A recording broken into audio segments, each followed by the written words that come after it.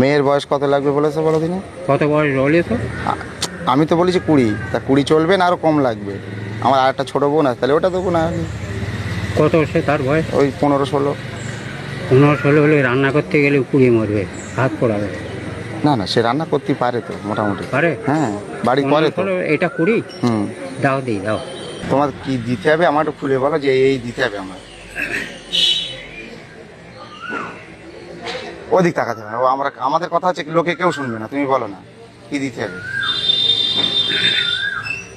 টাকা একটু কম করে বলো। না আমি বলছিলাম কি না, বর্তমান যুগে অর্থ ছাড়া কোনো কিছু দাম নেই। কে? আমাদের এটা ফাইনাল হচ্ছে এখন গো। এ কি ও বুড়ি একটা নিয়ে এসছে? তুই যা এখান থেকে যা। 10 কোটি টাকার জমি দিয়েছিল। তা হোক গা। 10 কোটি? 10 কোটি টাকার জমি।